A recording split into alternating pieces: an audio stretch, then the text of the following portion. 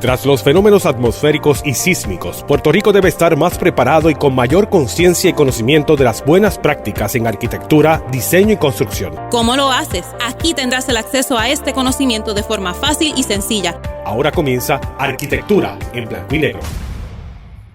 Saludos a todos y todas aquellos que nos escuchan. Yo soy el arquitecto Luis Vadillo Lozano, decano de la Escuela de Arquitectura y Diseño de la Pontificia Universidad Católica de Puerto Rico, y estoy con ustedes, como todas las semanas, hablando de arquitectura. Deseándoles a todos que se encuentren bien y en salud, y recordándoles que Dios nunca nos abandona. Como siempre les digo, ustedes no han vivido ni vivirán un solo día sin arquitectura. Estamos siempre rodeados, protegidos y acompañados por arquitectura, y así será por el resto de nuestras vidas. En este programa retorna a su lugar, luego de un brevísimo descanso, nuestro comoderador y nuestro coordinador de la Unidad de Historia y Teoría, el arquitecto Jesús Meléndez Vázquez. Qué bueno tenerte de vuelta, Jesús. Saludos. Salud, decano, un placer. Salud, Jesús. Hoy continuamos bajo la sombrilla de los temas de la teoría en la arquitectura, y particularmente sobre aquel tema de cómo los arquitectos piensan acerca de la arquitectura. Ya nosotros habíamos tenido un primer programa bajo esta sombrilla, que era aquel que dedicamos al escrito de Rainer Banham, A House is Not a Home. Ese fue el primero que cayó bajo este tema. Lo interrumpimos luego para irnos a la técnica en la arquitectura, pero durante tu ausencia yo tuve un programa interesantísimo donde participó nuestro distinguido profesor y co-coordinador de la experiencia de comienzo de carrera, el arquitecto Ricardo Miranda, acerca del escrito o el libro The Eyes of the Skin de Juhani Pallasmaa.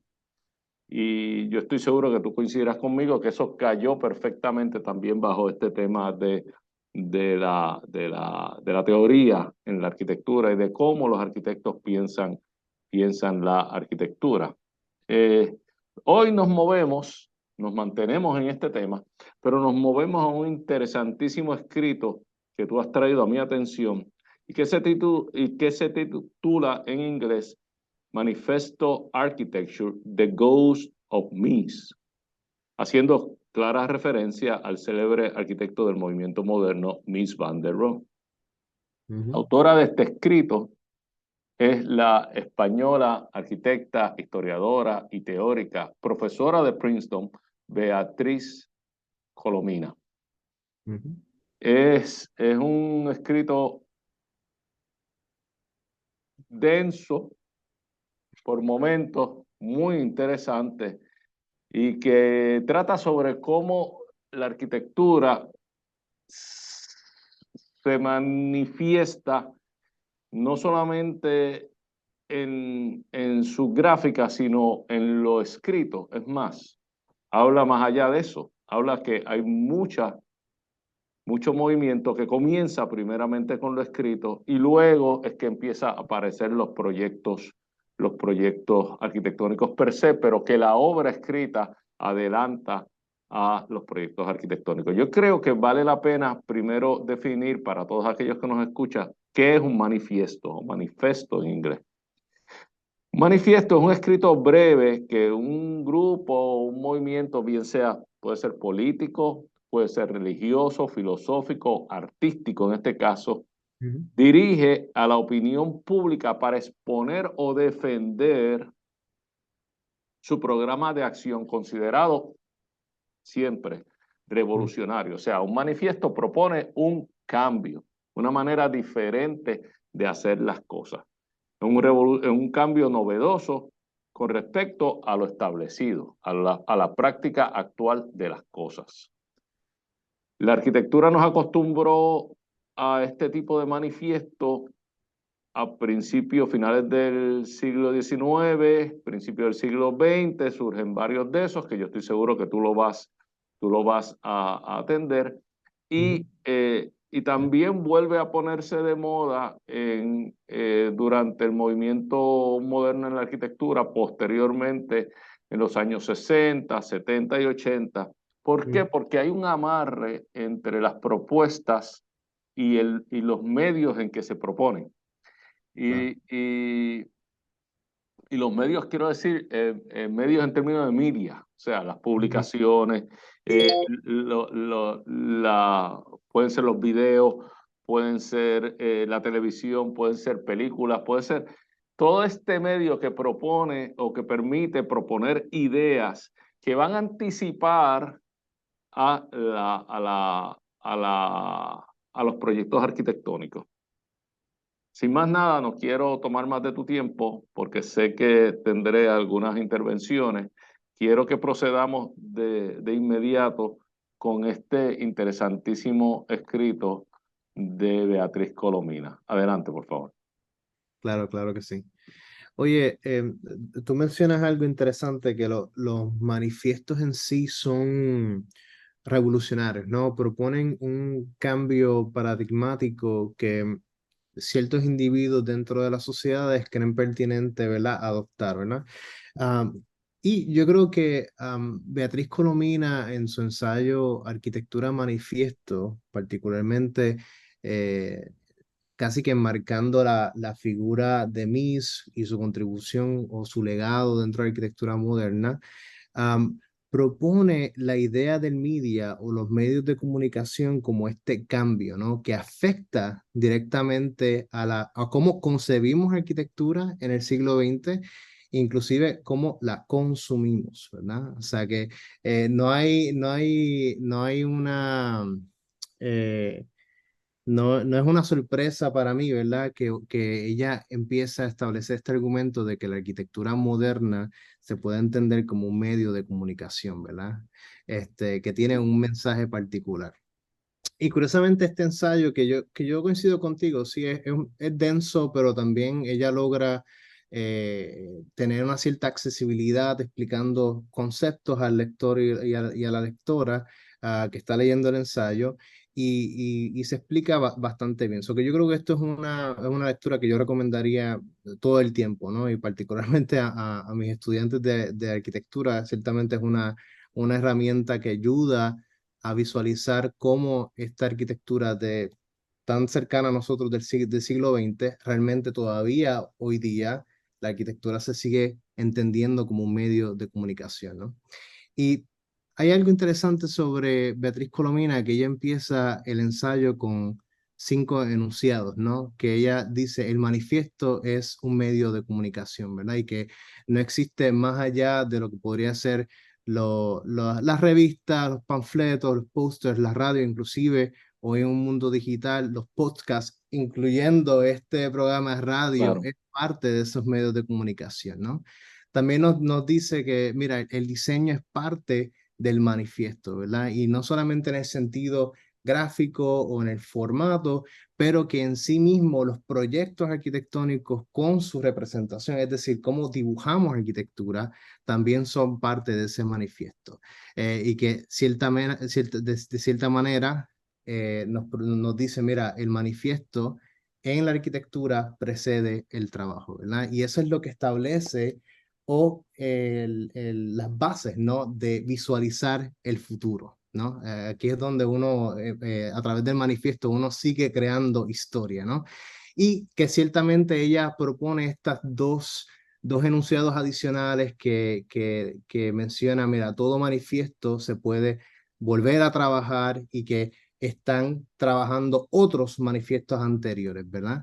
O sea que casi que el viejo manifiesto o las viejas ideas empiezan a tener un overlap en la arquitectura, ¿no? A nivel intelectual, pero también a nivel físico. Y que al final ella nos dice, bueno, los nuevos medios de comunicación significa que van a ocurrir nuevos manifiestos, ¿no? Que claro, están condicionados a su contexto.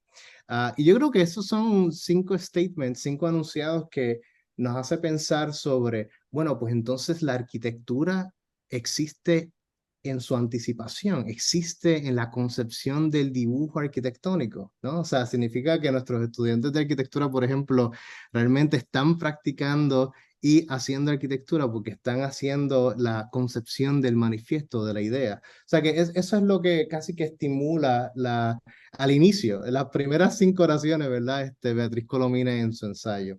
Yo no sé si tú tuviste esa misma reacción porque cada oración para mí era tan densa que me hacía pensar muchísimo sobre la implicación en arquitectura.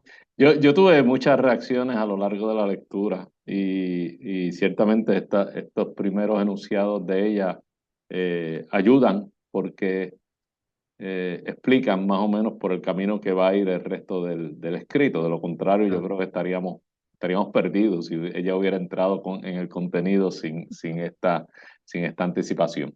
Pero una de las cosas que más me ayudó a descubrir, porque yo tengo que decir que fue un descubrimiento, es que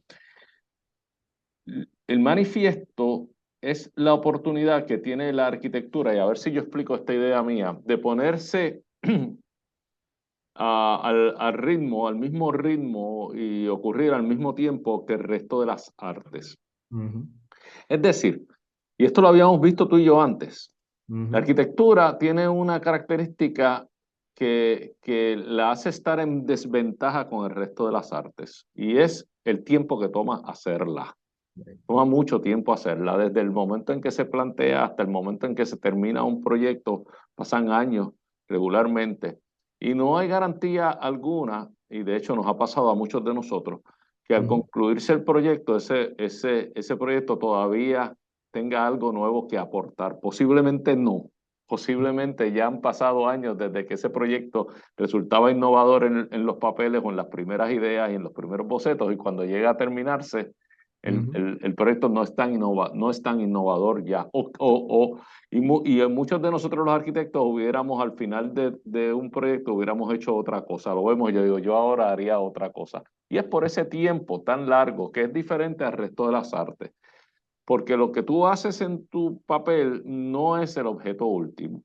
A diferencia del pintor, que lo que pinta en su lienzo es el objeto último. El escultor lo que esculpe es el objeto último. Quiere decir que una vez lo propone, ya está el objeto. Nos lleva mucha ventaja en términos de tiempo. Y el manifiesto permite al arquitecto ponerse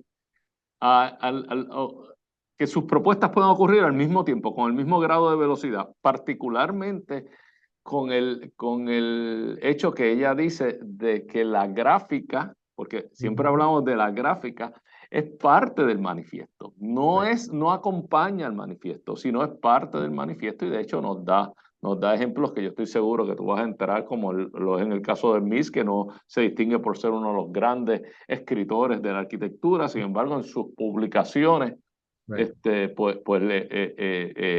sí incluye la gráfica junto con la propuesta escrita. O sea, que Right. él se pone al día, y más allá, ella nos dice que muchos manifiestos y los escritos Ujú, son los que producen el arquitecto. Esto right. a mí estuvo interesantísimo, que hay arquitectos que se producen gracias, incluye a Mies van der Rohe, Right. incluye a Le Corbusier, que se producen gracias a todos esos escritos Right. que ellos hacen antes y que a la gente le llega antes, mucho antes que sus proyectos. O sea, que adelante. O sea, que ese factor de tiempo, eso a mí me llamó mucho la atención. Claro, claro. Yo creo que lo bueno de los manifiestos es que, no, como dices, nos ayuda a estar a la par, ¿verdad? Con las otras formas del mundo del arte que se mueven a las millas, ¿no? Pero que ciertamente ah, ella identifica algo peculiar, ¿no? En esta producción de los manifiestos en el siglo XX, ya lo mencionas, el movimiento avant-garde, ¿no? El movimiento, am, bueno, no recuerdo ahora mismo la traducción, pero ella hace mención sobre 3 arquitectos importantes, incluyendo a Mies, pero Adolf Loos, por ejemplo, que también escribió sobre la parte teórica de la arquitectura, Le Corbusier hacia una nueva arquitectura que también lo hemos visto, y Mies, que particularmente, Mies no es un personaje histórico, ¿verdad? Que haya construido demasiado. De hecho, la imagen de Mies está basada en los manifiestos y los dibujos y los escritos que tanto él como otros, como Philip Johnson, ¿verdad? Contribuyeron al desarrollo de esta imagen del Mies que conocemos hoy día, ¿no? Pero ciertamente la década de los 20 comparado con la evolución del manifiesto en la década de los 60 y los 70 realmente da un salto paradigmático, ¿no? Porque tenemos a un Mies, por ejemplo, que utiliza la revista G, ¿verdad? Para publicar sus propios proyectos, ¿no? Que él hace esta propuesta de 5 proyectos que son mayormente teóricos, pero que formalizan el lenguaje de la arquitectura moderna de Mies, ¿verdad? Lo que caracteriza a Mies en sí mismo, ¿verdad? Y que hay algo, una observación que hace Colomina, que muchas veces lo que vemos en el manifiesto está plasmado de una manera muy con cautela, ¿no? O sea, ella dice que parte de la construcción de un manifiesto también es el acto de destruir esas otras formas o ideas que no necesariamente establecen el legado que se quiere dejar, ¿no? O sea que hay muchos proyectos de Mies que lamentablemente no hay evidencia, hay otros que son demasiado muy contemporáneos para alguien que se determina a sí mismo como una figura de la modernidad, ¿no? Si me permite, antes de avanzar mucho, no quiero que el público se nos quede fuera de la conversación y sabemos que no todo el público está eh, eh, entrenado en la arquitectura o en las artes. Cuando se hace la mención de la vanguard, que es un término francés, estamos hablando de todos aquellos movimientos de vanguardia. Yo no sé si este era el término que tú estabas buscando y se te escapó, pero es todo movimiento de vanguardia. Es decir, es todo aquella propuesta que rompe con lo establecido y propone algo nuevo. Eso quería dejarlo claro para que no se nos perdieran, porque todo esto que se le atañe más al principio del siglo XX, pero en realidad en cualquier momento puede haber una propuesta avant-garde. Avant-garde se va a referir siempre no a una época, sino a una propuesta que sea de vanguardia, que esté rompiendo con lo establecido, y pueden haber propuestas avant-garde ahora, o sea que es un término.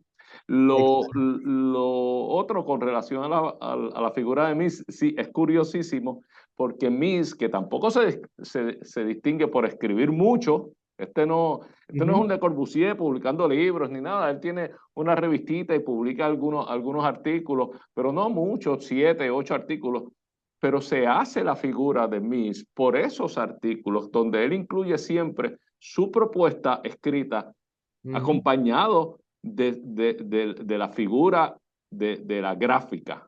O sea que, como dije anteriormente en mi intervención, forma la gráfica parte de su propuesta, ¿verdad? De su manifiesto en este caso.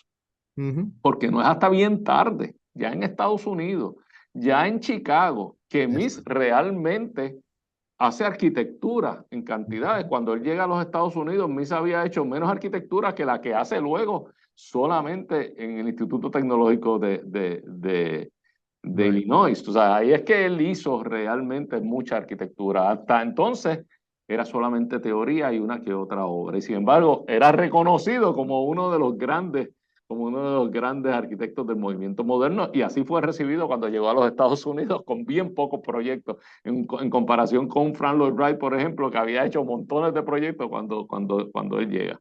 Pero adelante, por favor. Oye, es interesante porque Beatriz Colomina hace esa observación. Tú tienes a un Mies en esta década de los 20 que tiene muy pocas obras, pero que tiene bastante experiencia en desarrollar exhibiciones, ¿no? Temporeras, ¿no? So que hay una idea del pabellón, de lo efímero, que yo creo que tiene una gran influencia en cómo articula una arquitectura ya en la década de los 40, más adelante, obviamente, pero establece esta idea de que más adelante voy a hablar sobre la transparencia y de lo casi efímero, ¿no? De esta línea moderna que uno no ve tanto en Le Corbusier, por ejemplo, o Frank Lloyd Wright, pero Mies es como que esa referencia, ¿no? De traducir esa idea impecable, ¿no? De lo teórico o de la idea del pabellón a esta arquitectura a diferentes escalas, ¿no? Desde la Farnsworth House hasta otros proyectos que ha hecho después en el resto de su vida, ¿no? Sí, es así. Miss no le pone mucho filtro a sus ideas y como que salen con bastante pureza, sin mucha revisión. Pero nada, esto es el final de esta primera mitad del programa. Estaremos en unos minutos de regreso. Yo creo que el tema está interesantísimo. O sea que no se retire nadie. Esto es Arquitectura en Blanco y Negro y regresamos en unos minutos. Es asunto de todos diseñar y crear de forma segura, sustentable y ecoamigable. Te hablamos sin matices, te hablamos en blanco y negro. Amigos, aquí de regreso yo soy el arquitecto Luis Vadillo Lozano, decano de la Escuela de Arquitectura y Diseño de la Pontificia Universidad Católica de Puerto Rico y esto es Arquitectura en Blanco y Negro. Les invitamos a que nos busquen en YouTube bajo el mismo nombre, Arquitectura en Blanco y Negro, donde todos los jueves encontrarán nuevo contenido. En este programa compartiremos con ustedes conocimientos de esta bella profesión de la arquitectura, aquellos que les sirvan para saber observar, evaluar y saber exigir y apreciar la buena arquitectura. En esta segunda mitad del programa continúa con nosotros como mantenedor nuestro coordinador de la unidad de Historia y Teoría, el arquitecto Jesús Meréndez Vázquez. Saludos, Jesús. Saludos. Jesús, como dije en un comienzo del programa, durante nuestra primera mitad, en este programa estamos dedicándonos, insistiendo en la sombrilla esa que se creó acerca de la teoría en la arquitectura y particularmente en cómo los arquitectos se acercan o piensan la arquitectura. Habíamos celebrado 2 primeros programas alrededor de estos mismos temas. El primero es aquel acerca del escrito de Rainer Banham, The House is Not a Home, y el segundo, cuando discutimos el libro junto al arquitecto, profesor de la escuela, Ricardo Miranda, el libro de The Eyes of the Skin del arquitecto finlandés Juhani Palasma. Ambos acercamientos teóricos a la arquitectura. Pero en este proyecto, en este programa nos estamos refiriendo a un escrito cuya autora es la arquitecta, profesora académica y teórica Beatriz Colomina, y que el título del mismo es Manifesto Architecture, The Ghost of Mies. Lo habíamos empezado a discutir durante la primera mitad y habíamos llegado a una serie de conclusiones interesantísimas que antes de proceder voy simplemente a refrescarlo.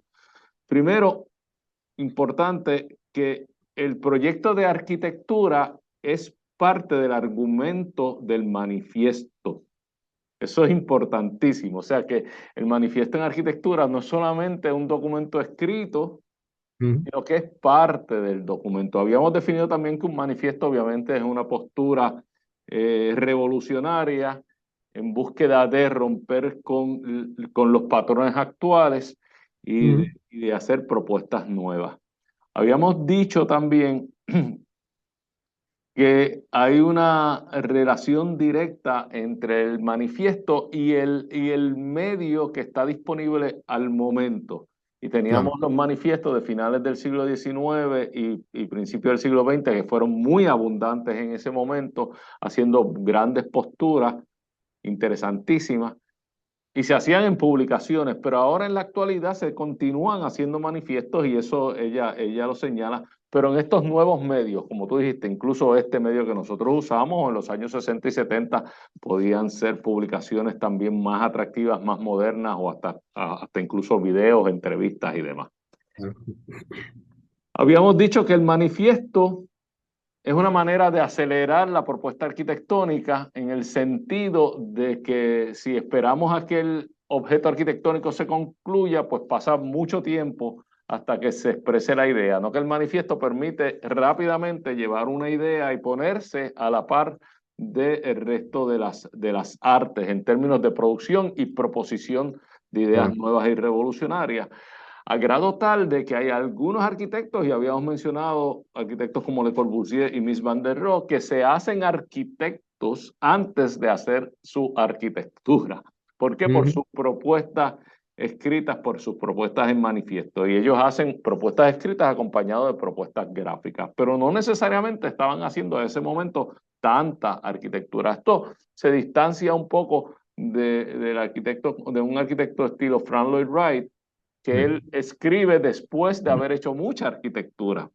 O sea que la arquitectura hizo a Frank Lloyd Wright. Desde los años en que comenzó con Sullivan, él hizo mucha arquitectura, pero estos otros arquitectos, muchos de ellos, para cuando vienen a hacer arquitectura, ya eran figuras. O sea que la obra escrita los precede a ellos. Sin más nada, estábamos viendo los años 60 y 70, donde se produjo muchas propuestas interesantísimas, al igual que los años 20 y 30, muchas propuestas interesantísimas, y curiosamente surgen a veces como spin-off, como resultados del movimiento artístico del momento de otras artes y no necesariamente de la arquitectura. Ese es el caso del surrealismo, por ejemplo, ese es el caso del dadaísmo, o sea, movimientos que ocurrían en las otras artes y que la arquitectura se suma a ellos, porque obviamente, como habíamos dicho, las otras artes se mueven más rápido con sus productos finales que lo que produce la arquitectura. Pero sin más nada, porque tomé demasiado mucho tiempo en esta introducción, procede, por favor.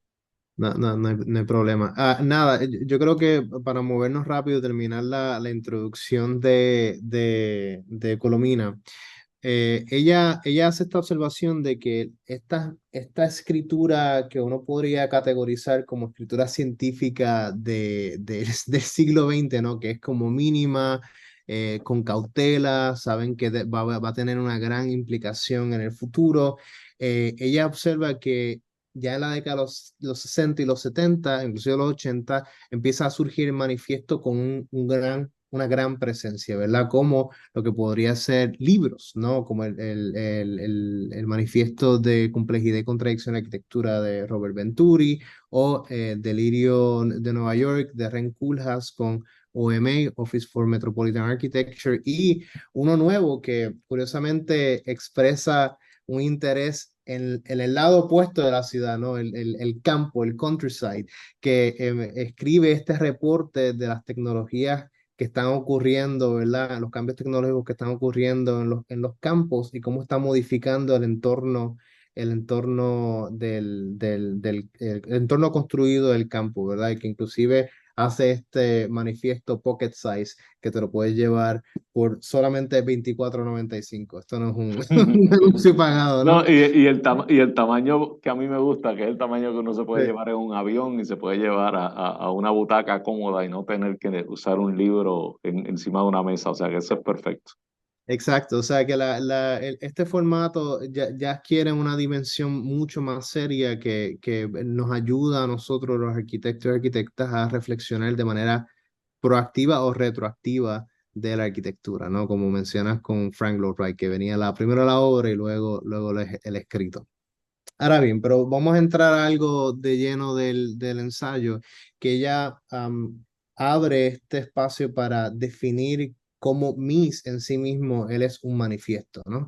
Y que ella hace este statement particular de que la arquitectura moderna se convierte en moderna no solamente como usualmente se entiende, que es por la utilización del vidrio, del acero, del concreto reforzado, pero sino una arquitectura que establece una relación con los medios de comunicación, las publicaciones, las competencias, las exhibiciones, ¿verdad? O sea que Mies, gran parte de su carrera inicial para tratar de definir cómo es esta arquitectura de la modernidad, él hace estos 5 proyectos que lamentablemente no tengo los 5 porque si no, no terminamos el programa, pero que ciertamente intentan visualizar o proyectar un futuro plausible, ¿verdad? Como son las famosas propuestas de los rascacielos de vidrio, ¿no? Que Mies tiene dos expresiones distintas, una con una superficie en curvas y otra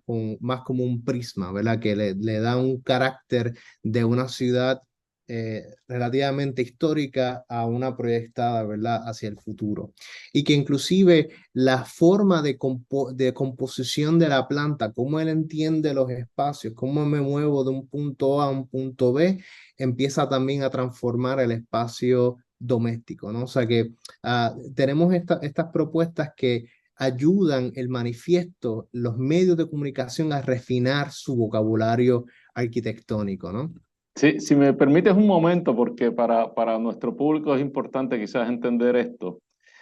Nosotros cuando vemos estas figuras tenemos que ponerlas en tiempo. Estas gráficas tenemos que ponerlas en tiempo. Cuando Mies hace, por ejemplo, la propuesta que está a nuestra mano izquierda, extrema izquierda, esa torre, que es una torre de como 30, 31 pisos, Sí. es una torre propuesta para el City Hall, para la alcaldía de la ciudad de Berlín, pero es propuesta en 1921. O sea que tenemos que estar claro que ahora se nos hace bastante común, Ujú.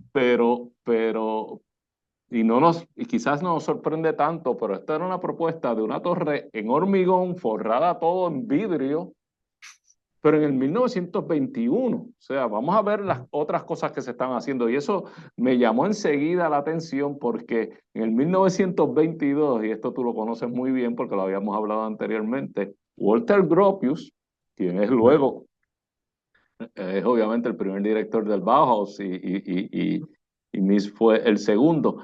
Eh, Walter Gropius en 1922 hace una propuesta también revolucionaria para la torre del Chicago Tribune, Right. y que en la competencia aquella famosa de diseño, que obviamente no la ganó, pero ahí vemos claramente como esto, más que propuestas arquitectónicas, son manifiestos en el sentido que lo que hacen es proponer ideas, es romper con los esquemas del momento. Y eso es lo que lo que tenemos que entender. Porque hay veces que uno ve, el público puede ver estas gráficas y no darse cuenta que es que estamos hablando de una persona que estaba haciendo esta propuesta a principios de los años 20. O sea que esto es increíble. Pero adelante, por favor. Exacto, exacto. Am, Oye, mencionas las ideas, pero yo creo que este periodo de la vida de Mies realmente sentó las bases para una observación que hace Colomina sobre que dentro de la historia de la arquitectura moderna, el lugar o inclusive el proyecto por predilección que se vuelve como esta herramienta de experimentación es las exhibiciones temporeras. Y curiosamente, en esta década de los 20 tú tienes a un Mies que ya, ¿verdad? Le piden que diseñara el pabellón alemán, ¿no? El pabellón nacional alemán de 1929, que luego en el 86 se reconstruye, ¿no? Y se convierte en lo que hoy conocemos como el pabellón de Barcelona. Pero que ciertamente Colomina dice, mira, la tipología, si buscamos una palabra más puntual, más formal, de la exhibición temporal del pabellón, todavía continúa siendo hoy en el siglo XXI como ese medio, ¿verdad? O ese sitio de experimentación para nosotros los arquitectos, ¿no? ¿Por qué? Porque tiene todas las ventajas, ¿verdad? Te puedes aplicar las ideas que tal vez en un edificio que tiene que enfrentar la prueba del tiempo, tal vez no podrías hacerlas, pero en las exhibiciones temporales, los pabellones, sí lo puedes hacer, ¿verdad? O sea que hay una temporalidad que el mismo Mies van der Rohe realmente adhiere a su arquitectura, ¿no? Y la desarrolla más adelante, que uno podría decir, bueno, uno podría desmantelar los edificios de Mies y volverlos a rearmarlos, porque hablan sobre esta época de la modernidad, ¿no? De la estandarización, la prefabricación, la producción en masa, etcétera. Y claro, hay algo interesante que, para ir rápido, es cómo el manifiesto tiene esta cualidad de ser reescrito, ¿verdad? Y ser reinterpretado por otros en el futuro, no necesariamente las figuras contemporáneas. Y tenemos a un Ren Koolhaas, que lo había mencionado anteriormente, que en el mismo año de la reconstrucción del 86 hace una reinterpretación del pabellón de Barcelona, eh, pero modificando significativamente la forma, ¿verdad? De la planta del pabellón original, ¿no? Pero esto abre muchas puertas, ¿verdad? Porque termina reinterpretando inclusive el programa que él lo diseña para un bodybuilder y lo convierte en un tipo de casa slash gimnasio, ¿no?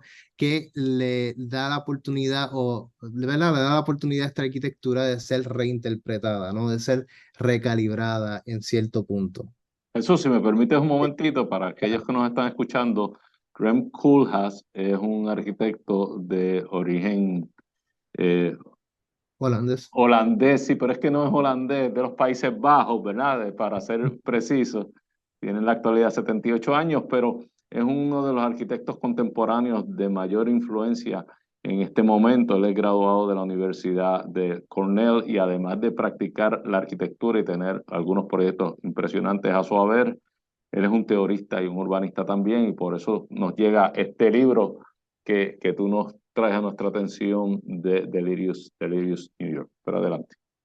Claro, claro.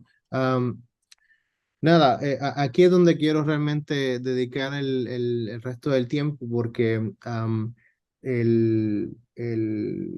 Beatriz Colomina hace esta observación sobre cómo inclusive la idea del manifiesto ya deja de moverse o estar ubicado en el texto, pero empieza a encarnarse en la arquitectura, ¿verdad? En lo construido. Y ella hace este análisis, esta observación fascinante sobre la oficina Sana, que es una oficina japonesa dirigida por Kazuyo Sejima y Ryu Nishizawa, que son dos arquitectos japoneses contemporáneos que se autodenominan herederos del pensamiento misiano, ¿no? O sea, que toda su práctica es basada en estos preceptos preestablecidos de Mies, particularmente la idea de la estructura mínima y de la transparencia, ¿verdad? Que proponen esta idea de crear una cortina, ¿no? De reinterpretar el vidrio del pabellón para poder transformar ese espacio interior, ¿no? Y que la idea de la transparencia y simplemente introducir esa idea de la cortina realmente es suficiente como para poder transformar este espacio que es de carácter histórico, ¿no? Pero que no es una sorpresa, ¿no? Pero que ciertamente Beatriz Colomina hace esta observación sobre el póster, ¿verdad? Anunciando el pabellón, porque sigue esta tradición de que la escala del dibujo arquitectónico, la representación y el texto, el manifiesto, son igualmente importantes. No hay una jerarquía sobre otra, sino es como esta ontología plana, ¿no? De entender que lo que dibujamos, lo que escribimos es igual de importante que lo que construimos. De hecho, en los escritos, aprovechando ese pie que tú me das, en los escritos de Mies, que presenta sus proyectos y sus teorías, sus proyectos no construidos, sus teorías, él es bien cuidadoso en que el espacio que ocupa la gráfica es exactamente igual al espacio que ocupa el texto, llevando ese mensaje precisamente que tú estás dando, que tanto la teoría como la propuesta arquitectónica tienen exactamente la misma importancia cuando se trata de un manifiesto. Pero adelante. Claro, claro. Y es curioso, con esto Colomina llega a un cierto descubrimiento en donde estas ideas de transparencia o de la línea moderna, ¿no? Casi que se pueden comparar con los avances médicos, ¿no? Sobre las tecnologías para desarrollar los rayos X, ¿no?